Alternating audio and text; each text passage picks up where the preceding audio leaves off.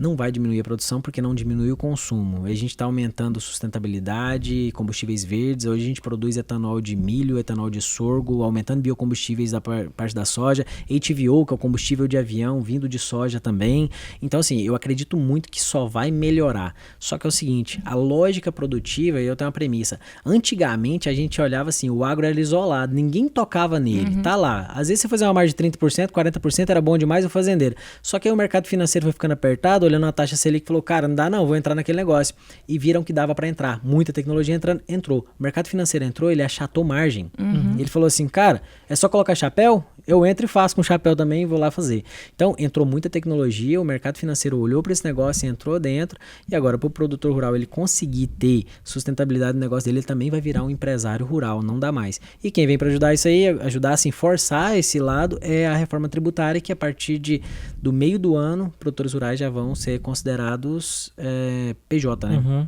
Que hoje fazer atividade na PF, né? Voltando um pouquinho na história da sua empresa, da criação. Você falou que você gostava muito de gado também, quando você começou a estudar derivativos. Por que você foi só pro grão? Você não foi também pro lado da pecuária? Olha só, não sei, pra te falar a verdade. Na academia eu vi muito pouco área de pecuária. Então, assim, a agronomia não vê gado ali. A agronomia e o UFG a gente não olha gado. É um ou outro que gosta de ir lá pra veterinária.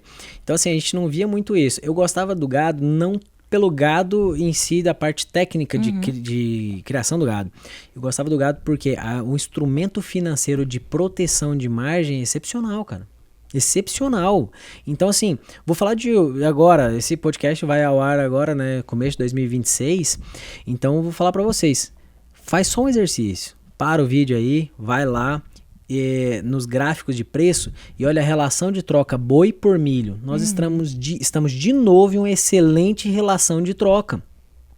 Então, assim, cara, quem souber isso aí, e aí você fala assim, mas não é só milho que o boi come. Tá bom, mas tem a ver o preço da arroba do boi com a arroba do milho. Se eu tô numa relação de troca boa, tá excelente para fazer instrumentos financeiros e garantir margem. Porque o problema do agro é justamente que quando eu vejo que a minha margem tá aumentando, aí eu espero.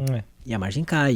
Então, assim, por isso que eu falo essa empresarização, esse olhar para o mercado financeiro, ele é de extrema importância para que a gente possa garantir margem e sustentabilidade. E o produtor é o seguinte, ele é empresário. Todo empresário tem que especular um pouco, né? Você concorda? Não tem um empresário que não trabalha fora especulação, porque se for para garantir, você vai para Selic. Então, você tem que especular um pouco. E entenda especulação, gente. Não me entendam mal. E isso eu aprendi com o meu sócio, o Henrique, que é produtor rural. Ele falou, Donovan, produtor rural não trabalha só para proteger margem não, tá? Ele trabalha para ganhar dinheiro. Então, por exemplo, dentro da nossa empresa hoje o negócio é o seguinte, cara, eu tenho que proteger o negócio dele, a margem dele mínima e deixar ele preparado para ganhar.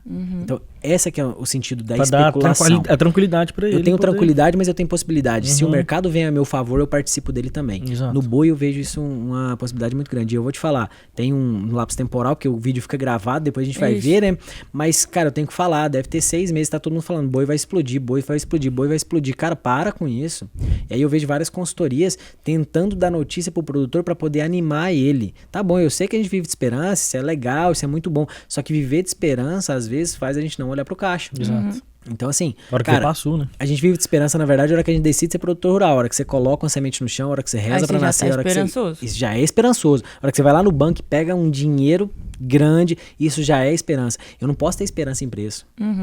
Então, assim, só que se esse preço vier, eu participo. Então, essa é a lógica da Fox hoje, de como que a gente vai fazer com que esse agro melhore. É assim, porque, cara, eu tenho um negócio que melhora a vida das pessoas. Concorda? Sim. Ganhar dinheiro, cara, a gente trabalha para ganhar dinheiro normal. Só que o que eu vou fazer que a nossa empresa, que o nosso suor, o trabalho do dia a dia também melhora a vida de outra pessoa que está lá na frente. Então, assim, a gente pensa nisso o tempo inteiro. Qual a contribuição que eu tenho num momento tão difícil do agro? Então, hoje a gente tem um ecossistema muito grande em volta da Fox, que são caminhoneiros, transportadores, transportadoras, né? Caminhoneiros autônomos, muitas revendas do nosso lado, algumas multinacionais também que trabalham conosco ali, a gente juntando, e o mercado financeiro aqui de lado, e a gente juntando todo esse ecossistema para poder deixar mais margem no negócio. Sabe por quê? Porque quando o produtor perde, cara, todo mundo perde. Todo mundo perde. Vai dar na ponta da linha também. Não, e o dinheiro ele some, cara. Ele some. Ele não é assim, ó, nossa, vendeu mais barato, o dinheiro foi pra quem? Ele não foi pra ninguém. Ele deixou de circular. Tava em Palmeiras de Goiás hoje. Se o cara perdeu R$200 mil porque ele vendeu mais barato, aqueles R$200 mil deixam de circular na cidade. É um grande ativo pra comunidade que o produtor vá bem. Nós precisamos que o produtor rural vá bem, porque tem até um estudo, cara, acho que de uns 5 anos atrás, é um estudo da UFG, tá? De economia lá, mostrando a interferência do agronegócio na economia goiana, na economia do Centro-Oeste, é cerca de 64%. Cara. Não quer dizer que quebra 64%, mas é um nível de influência. Participou 64%.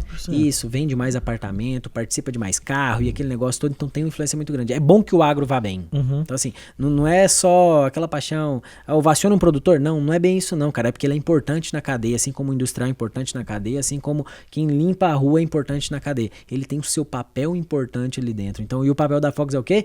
Fazer com que a sociedade melhore por meio do agro. Então, por exemplo, eu tenho aqui, digamos, eu planto milho. Eu planto milho, só que o meu foco é silagem, não é grão, minha área é pequena.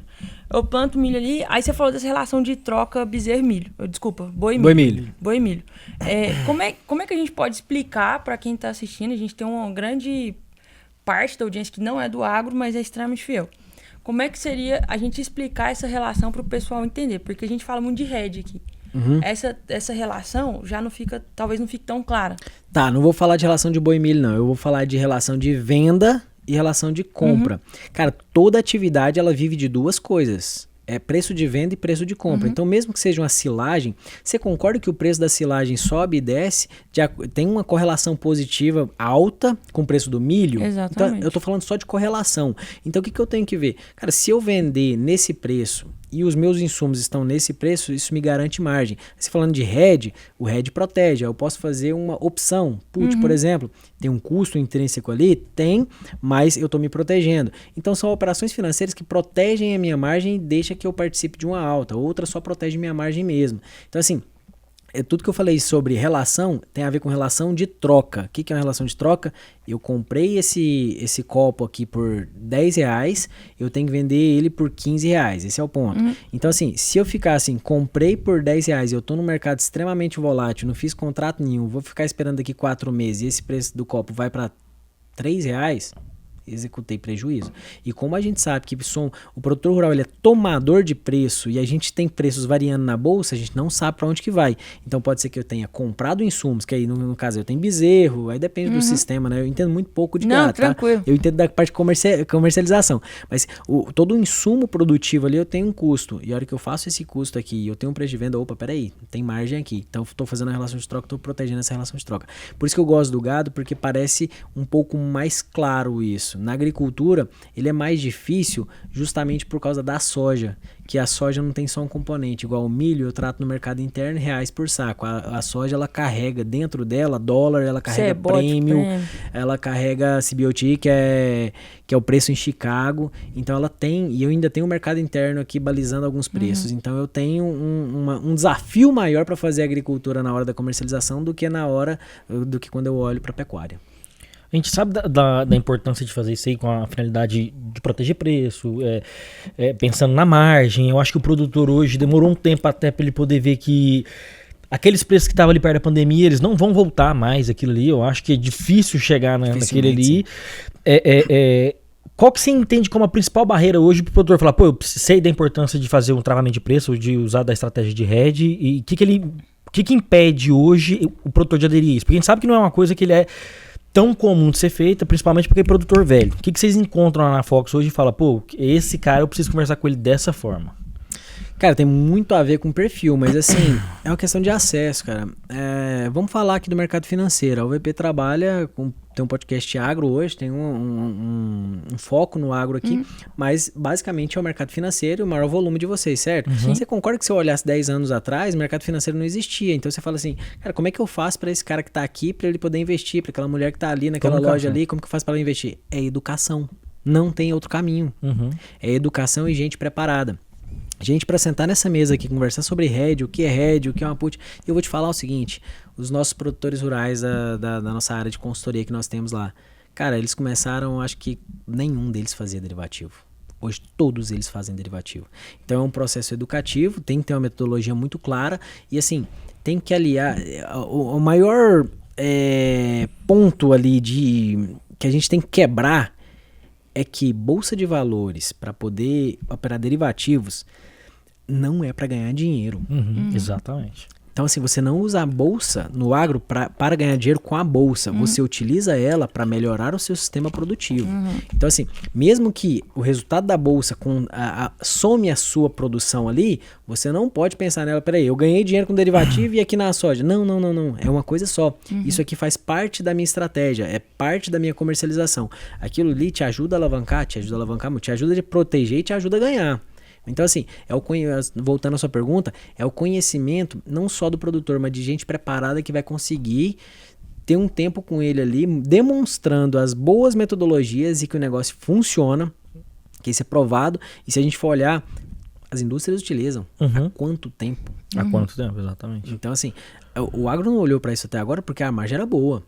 Agora vem a necessidade. Porque estava escondido. A margem estava boa porque estava lá dentro. Agora, se abriu o jogo para todo mundo e todo mundo caiu para dentro, opa, peraí, a margem diminuiu, aí eu tenho N fatores disso, mas o negócio é o seguinte, a gente precisa de educação e a gente precisa de produtor de mente aberta, mas o produtor aí eu tô do lado dele porque ele tá com essa mente aberta, ele tá sabendo que tem desafio e ele quer, só que também é o seguinte, ele não confia em qualquer um não.